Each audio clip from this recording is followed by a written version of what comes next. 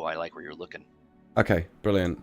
Yeah, I know. I just spotted that. I was like, those slots look like they could be expanded upon.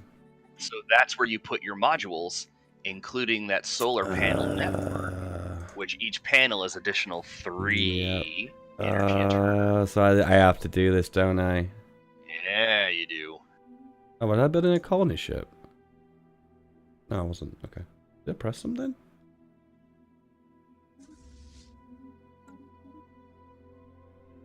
Okay, good. So we're gonna go into what we're gonna go. Oh, the ship designer. Yep. So ship designer. Yep.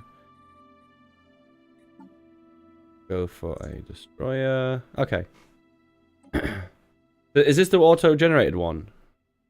Yeah, the first whenever you unlock a ship class, it's always going to give you an auto-generated template. Okay, well, it looks a bit trash. So auto-complete Oh, it is ship filthy. seems to be a nice meme.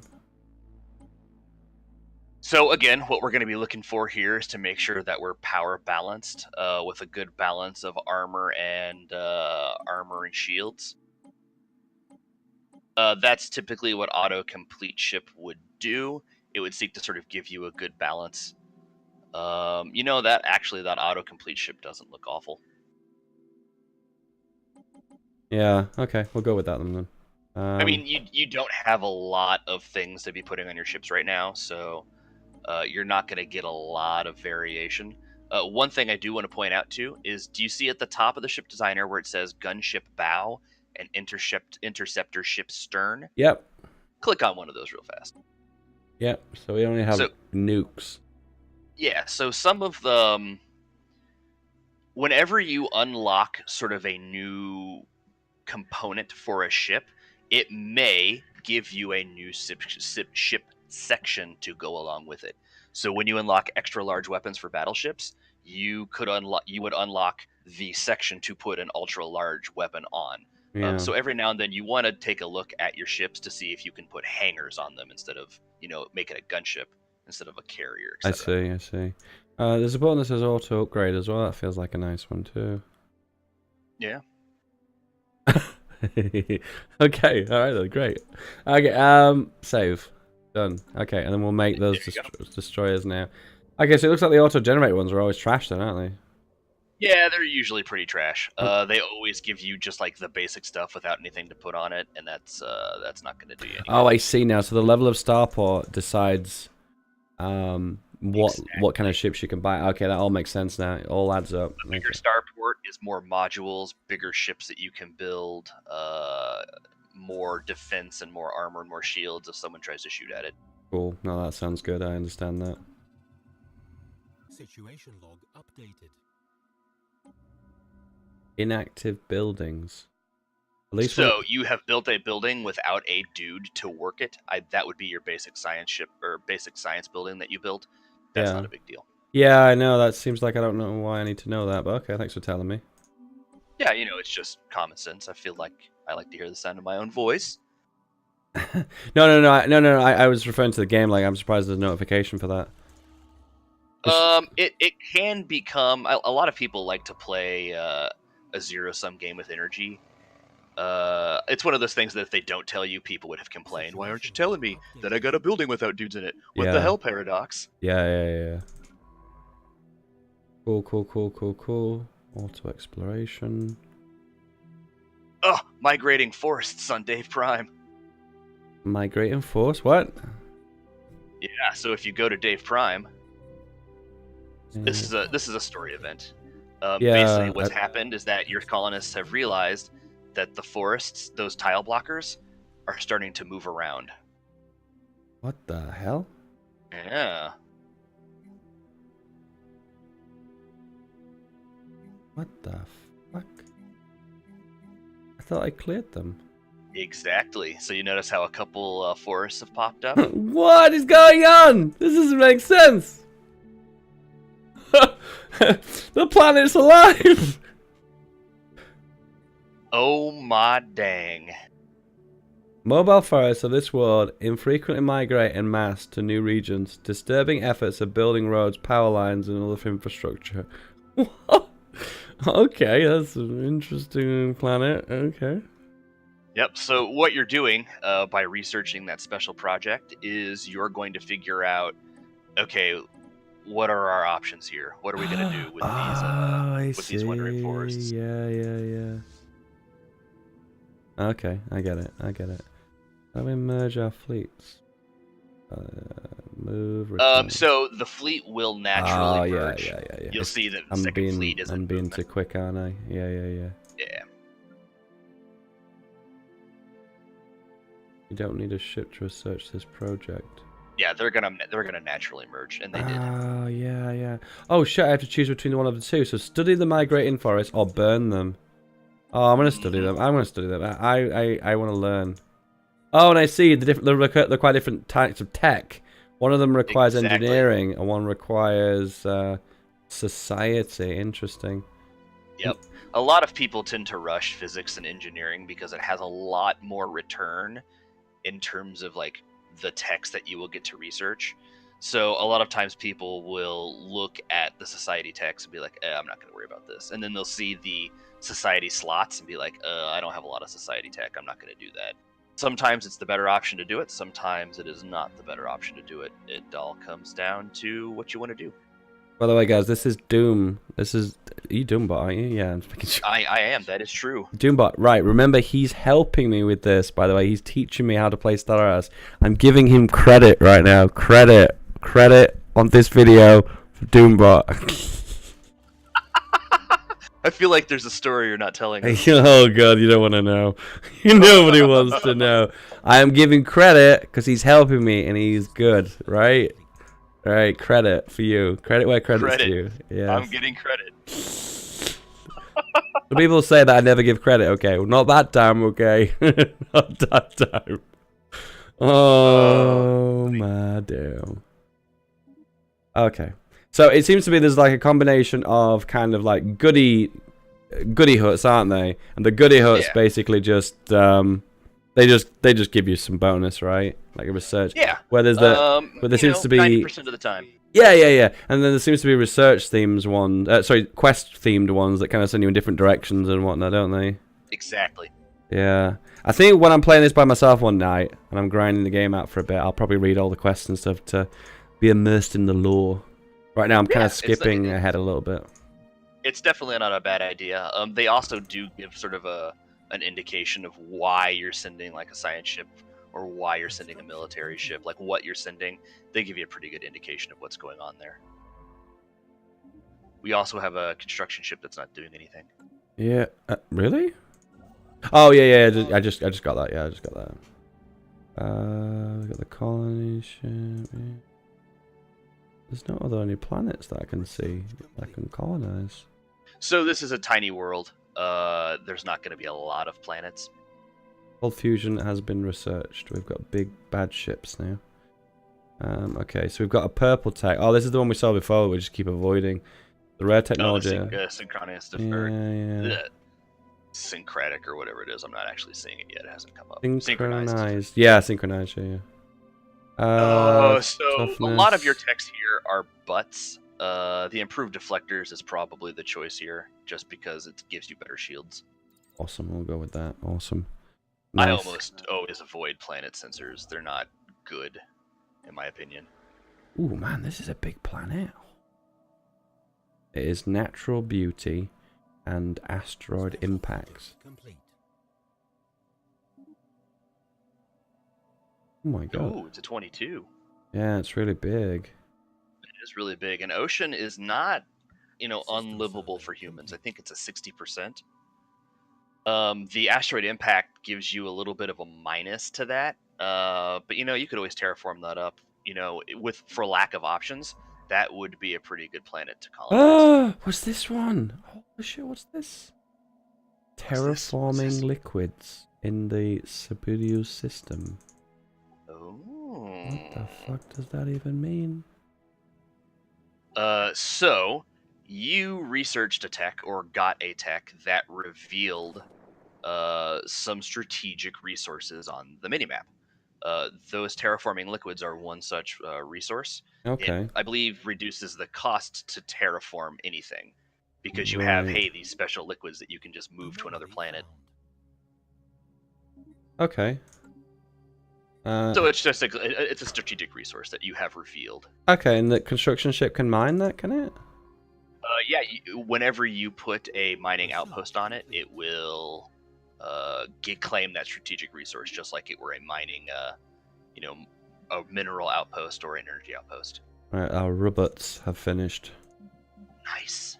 Unlocks destroyer assembly yard, spaceport level 4. Okay, that feels like a big deal.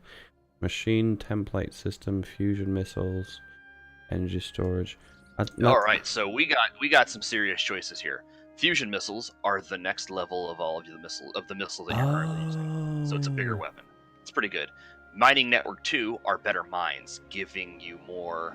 You could upgrade all of your mines that give you minerals to. Oh my better god! mines All these on are really planet. good. What the Yeah, hell? these are all really good. I'm gonna go with the cheapest. I'm gonna go for the fusion missiles. I think that's a good call. No, I've changed my mind because we're running an energy deficit. I think we should go for the energy. Okay, so keep in mind the mining here are explicitly minerals, not. Oh, okay. I get it. Okay, that's fine. I'm with you. I'm with you now. Awesome. That sounds good. I'm with you. Yeah, you'll tend to always see minerals in engineering and energy in physics. But there was an election and it happened so quickly. I didn't even spot it happen. Apparently, they've re-elected the same guy again, so it doesn't matter. Hey, 4 more years. 4 more years. Apparently, we have a new faction as well. Now I've just spotted the Xeno Friendship Observatory. The Xenon factions desire for a greater value to put an alien life and culture. They like diverse populations interacting with other species. They dislike species-wide slavery and purges. Oh. They're also big fans of erotic fiction. Why cannot we all coexist together?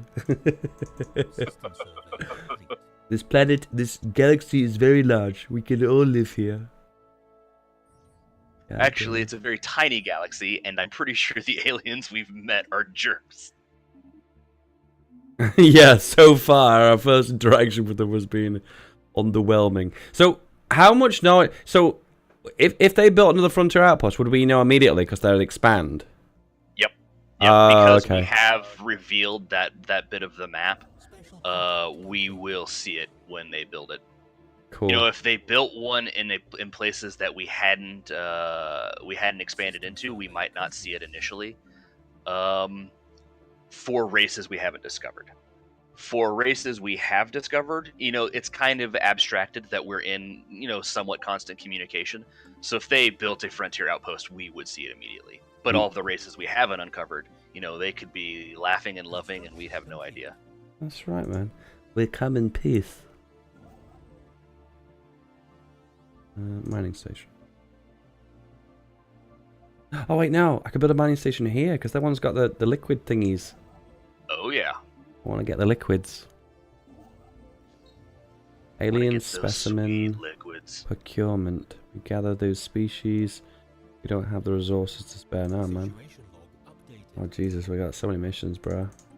Oh yeah, man. So that is a quest chain. Alien species procurement. Oh, either you God, can begin the chain, or you can be like, you know what, I don't care about this right now. If you choose, you know, the cop out, you'll get a small little bonus. I get it. I get it. Cool. No, that's fine. That's fine. I'm a bit of a completionist, so if I see a mission that I can do at some point, I feel like I want to do it. You know. Oh yeah, absolutely. And a lot of these missions are things that you want to accomplish. You know, 99% of the stuff in the situation log are things that you can complete. Every now and then you'll get one that's like, oh yeah, you found this giant alien skeleton that requires a scientist 5, so come back when you have a scientist level 5. I'm fascinated by the race of the people that are primitives. I don't know, I'm really fascinated by them. How do we kind of interact with them? If they were inside of our circle of influence, we would have the option to build an observation post on that planet and watch them. Does that I guess that opens quests, right? Yeah, it gives us a couple options of ways to interact with them. We could, you know, sort of follow the Star Trek-esque Prime Directive and sort of watch them from the shadows, never letting them on that they're being observed. Gives you a sort of slower passive drip of society. There's active investigation, where we park ourselves on orbit, say, hey, we're here to watch you. Ignore us! And we get more society drip. Or we have the option to purge them because the planet they're on is pretty sweet and we want it. Or Is there a we can diplomatic? uplift them. Is there a diplomatic annexation there? Yes, as such. But while they are primitives, they're not really worth any diplomatic efforts. If they do ever find themselves sort of on the as a spacefaring nation, we would have some diplomatic options depending on how we had interacted with them in the past. This mission feels like a no-brainer. The top one gives a 10% boost to. Oh yeah, no brainer. Yeah. Also, you only have the top choice because you are a xenophile. Yep, cool. That seemed like a no-brainer. Good, very good. Makes me wonder, like, how many other races are in this galaxy, you know? That's an excellent question. I mean, we haven't really explored a lot of it, but we do take up a fairly large chunk of the galaxy.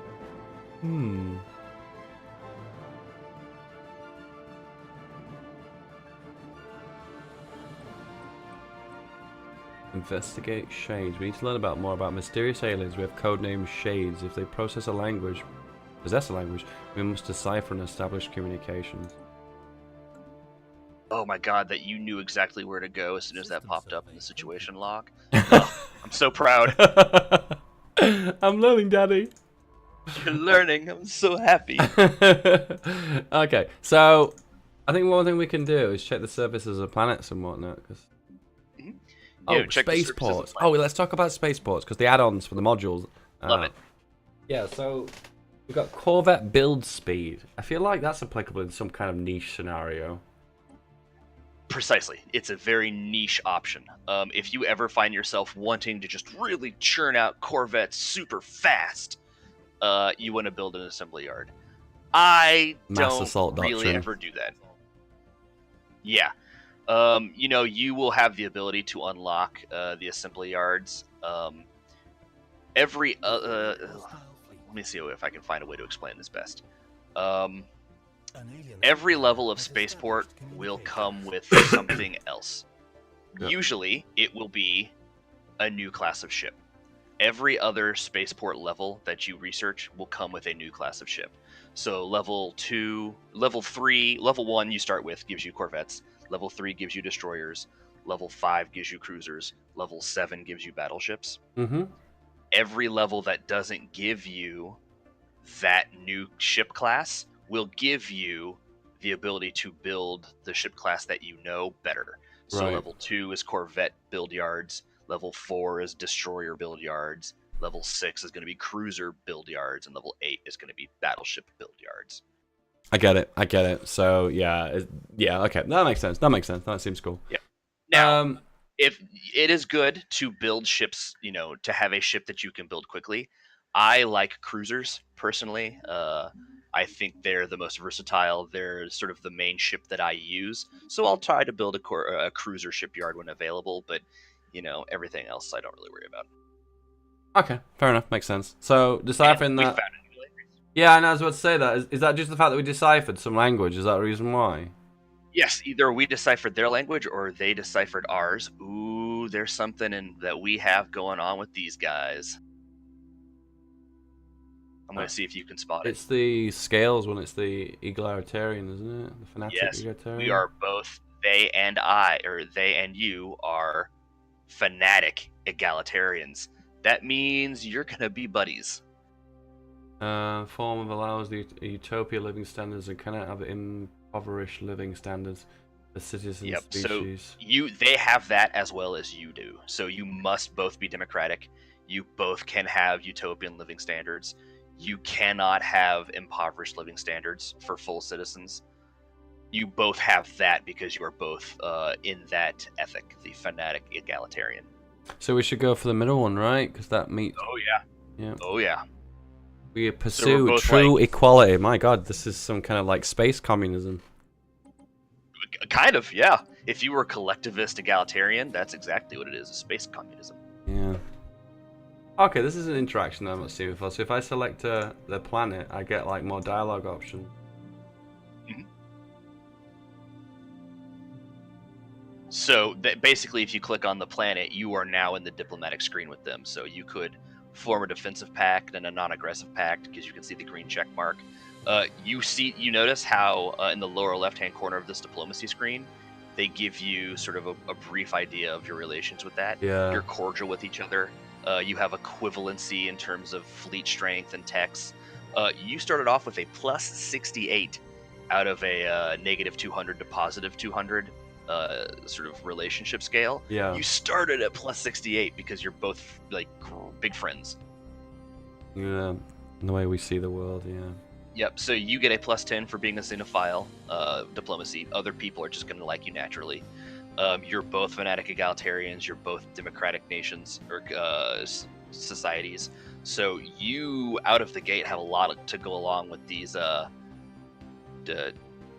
toothy sexual organ face guys. Yeah, could they be like a little bit less ugly? I'm pretty sure there's a lot of erotic fiction that your Democratic Rights Convention are going to write about this. Oh shit! Awesome. Not a new thing. So there's if you want to form a defensive pact and a non-aggression pact, it'll cost you a little bit of influence and a little bit of an influence drip. But if you notice that the coalition of Viridan starts getting really up in your Cheerios, you might have some allies in the and your friends to the south. Yeah, cool. No, that sounds good. That sounds good. All right, research done. We've increased the capacity by 10%. That gives us an extra 2 ships. We have another capacity upgrade. We have a heritage site dedicated. That gains more unity. Unity is a big deal, right? Isn't it? Yeah, unity is a pretty good deal. That is what gives you your new traditions. Cool. So it's still going to be heritage site or removing more tiles, I guess, isn't it? Yeah, in this case, since there's only 2 volcanic tiles that we have to deal with, I don't think that's worth the time to research that initially. More hydroponic farms might not be bad, but we haven't exploited all of the food tiles that we have. So it really comes down to heritage site or naval capacity, and heritage site, I think, is here is the choice. Cool. Can I research something without a scientist? Not. Okay. So it looks like one of them might have died. Which happens. Oh shit, 2 of my leaders have just died. Oh, they're really fucking old. Yeah, I mean, they get pretty old. Hey, to form a defensive pact with the Confederated Jackley Sons was auto-declined. Oh, they came out of they asked you, hey, do you want a defensive pact? And you just didn't see Can I offer them one? The notification. The form a defensive pact with an empire. If the empire is to type, the other will automatically come to the defense. Yep. This will increase the trust of the 0.25 and maximum to 100. Is this worthwhile? Short answer, maybe. The long answer is it's really kind of dependent on what game you're trying to play. You're an egalitarian, egalitarian xenophile race. I would say that for you, this is worth it. It's going to make the coalition of Viridan less likely to attack you. These guys probably won't attack you. Any other races will see that you're in a defensive pact and be less inclined to attack you. Yeah, of course. If you're all about xenophobia and purging the galaxy of filthy aliens, then no, that would not be something you want at all. Unless you wanted to pick them off one at a time. A lot of context required for that, if that's a good idea or not. But right now, hell yeah, it's a good idea. Yeah, fair enough. That sounds good.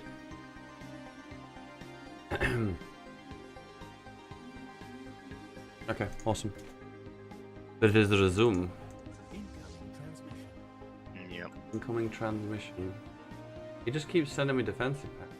The galaxy represents enough threats without the worries of war between the United blah blah blah.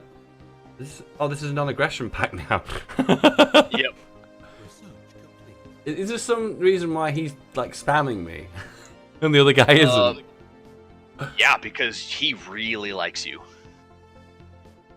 Toothface and you are, you both came out of the gate being like, listen, we're all about true equality, and if you don't like true equality, then we're gonna blow you up. And he's like, oh my god, did we just become best friends?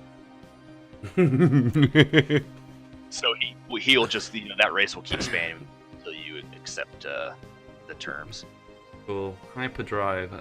Ooh, hyperdrive. What's that?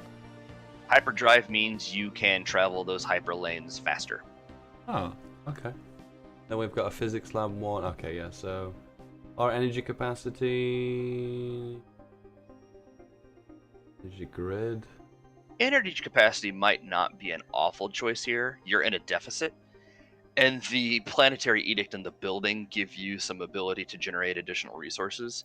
Now, you're not nearly at the cap of exploiting all of the energy possibilities you have, but it's definitely something to look at. Cool, that sounds good. I like that. That sounds good. Yep, I would say energy management here would be the choice just because it's a tier 1 tech. It gives you some stuff that will mitigate some problems later down the line.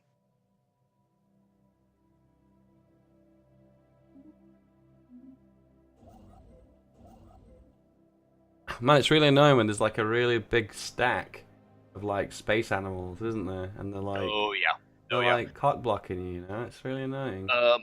One of the things that I really both enjoy and dislike is that you can actually have the ability to expand sort of stopped by a huge stack of space whales or crystalline entities. On the other hand, it also stops the AI races if they're trying to get all up in your business. I had one game where I was completely isolated on both of the only ways I could expand after a couple star systems out by these space things, and I was like, oh man, that sucks. I can't expand. On the other hand, this space that I have, I do not have to worry about things coming in, and it was actually a game that I ended up winning just because the area that I had sort of cordoned off for me was so good. By the time anything had the ability to sort of break through those crystalline entities, I had the ability to also break through the crystalline entities and did, and then expanded out. It was glorious. So, how do you kind of contest like when you want to attack these power level creatures? You know, like when do you reach the conclusion that all right, it's time I can actually take them on? I would look at first what type of enemy they are. Some enemies will all attack you at once. Some enemies will sort of send a stack at a time at you. I would look at my fleet, total fleet strength versus the total fleet strength in that star system by hovering. Yeah, and I'm kind of looking for a ratio, like when it's kind of like you're not grinding your head against a wall. You know what I'm trying to say? Exactly. Like, would you say double, or do you just go for a higher number? I would typically go for a higher number. Space animals usually don't have any tricks. They'll usually be good at blowing up your shields or blowing up your armor, depending on what type of animal they are. I'll just go for higher numbers. Okay, we've got a few new weapons. We've got antimatter missiles and space torpedoes. So you have the ability to unlock torpedoes as a new weapon. You can get the 3rd level of missiles, or you can get the 1st level of kinetic weapons. These are all good options. Torpedoes are excellent, especially with sort of the missile buff that came about a couple patches ago. Kinetic weapons have always sort of been on top of the food chain in terms of weapons. What does it mean, kinetic? Is it like some kind of like force push shit? Exactly. You are literally throwing little pieces of kinetic energy at them, like guns, rail guns. You're shooting things at the enemy rather than shooting lasers or shooting a missile. I have a funny suspicion that we're going to get lots of factions late game, and that it's going to be impossible to please them all, isn't it? Huh, shocker. Yeah. Is this... It's like you've seen into the future. Yeah, but is factions unique to democracies, or is that just normal? Nope. No, they're not. Okay. Nope. Every race except Gestalt races. So if you are a hive mind or you are a machine race, every race has factions, and it can be really annoying if you're like militaristic xenophobe. We're only here to purge every alien species because the galaxy was made for us, and then you have a xenophile faction that pops up, and it's like, no, love them. You have to love them. And it causes a lot of those populations become unhappy, and it can cause a whole lot of problems later. Okay, the furry guys are offering me a trade deal. They offer to give me 203 minerals, a monthly terraforming liquids of 1. So, You have, if you look up on your sort of top bar that lists your resources, Yeah. sort of right next to the number of space star systems you have, in between the engineering research and the number of sectors, you see that 2 of 2. Mm-hmm. Hover over that for a second. Yeah, I see it. And so that's telling you that you have 2 terraforming liquids. To gain the benefit of a strategic resource, you need to only have 1 of them. So basically, you have an extra terraforming liquid that's not doing anything. The Coalition of Viridon is saying, hey, we'll give you money for 1 of those. It might be a good idea. I don't know, but aren't we helping them out by doing this? Exactly, and these guys Fuck are these guys. totalitarians. Fuck these guys. Exactly. Yeah, fuck Exactly. these guys. I don't like these furry space fucking guinea pigs with horns. Fuck those guys. Yeah, look, let's decline that. Yeah, god damn it. And you know what? Let's take a look at our overview of all of the alien races. That would be in that sort of contextual drop-down menu that has the ship designer. Go click on that real fast. Just 1 second. I realized that one of my ships died. I think it got blown up by space something. I don't know, because it's disappeared. I've not only got 2 now. Yeah, I think some pirates blew it up. Motherfucker. Yeah. That's how one of your leaders died. Enough of that guy. Fucking pirates, eh? Okay, where we're clicking. Okay, let's say, remember that drop-down menu that gave you all those options, like ship designer and leaders and whatnot? Yeah, I'm there now. Let's, do we see something in there? Let me catch up and see what we're looking at. I'm clicking frantically. I'm the worst person. We got species? No, you're fine. Oh no, that's not it. Let's take a look at all those menus real fast, just so we can give it a quick looky-loo. So that's the leaders menu. Factions has a list of factions. Traditions is your traditions, leaders is leaders. Species are all of the species that you have sort of encountered on a sort of deep down level. Hmm. Okay, so is there anything we specifically we're looking for, or? I was looking for. I do this a lot. I'm looking for a menu, and I hit. I search for it. Let's hit the banner flag for the United Nations in the upper left-hand corner. The hexagonal United Nations flag. Yeah, I see it. What we're looking for is a way to examine all of the other races at a glance. And we're sort of looking for the diplomacy menu. Yeah. I don't think this is it. We can reform government. We can change our government type. Mm-hmm. Yep. When you unlock ethics, or you unlock advanced governments, you can change your government. Okay. I should really be playing along in another game just so I can. Oh, I found it. It's contacts. Is that the one you were looking for? Yes. Yeah. So we got all the 3 of the bros that we've met. Mm-hmm. So what we're looking at is those furry guinea pigs with horns. We want to see how we sort of relate to them in terms of relative power. Not too good. So if you hover over where it says equivalent, it'll tell us a couple things, sort of our races compared to each other at a glance. So they think we're egalitarian rabble, which is why we're eventually going to Oh my god, they're rivaling the fucking vagina head guys. Oh, jerks. I know, man. Wow, they want to find friends now, don't they? Yeah. So we can rival them as well, which gives us a little bonus to influence as well as, fighting our rivals. That might be something we want to explore, but hover over your cursor over relative power for the coalition. Yeah. So their fleet power is the same, Equivalent. Their naval capacity is the same, and their tech level is the same. So really, in a fight, it's 50-50. Yeah. But if we rival them, if we declare if those jerks are rivals, there would be an excellent chance that if a war were to be declared, the Confederated Jack Lee Sons would come to our aid. And the rivals of your rivals will get a relationship bonus with you. The enemy of my enemy. Yeah. Okay, should I do that? Yeah, hell yeah. I'll rival the crap out of them. Oh no. You look them square in the face and you say, democracy. God damn it, this is the first alien life we discover, and we're like, you're like throwing fists, I don't feel like the good. Well, sure, guy. but that's because now that we found other alien races who are all about our erotic fiction. Guys, We don't have to worry about these guys. one sec.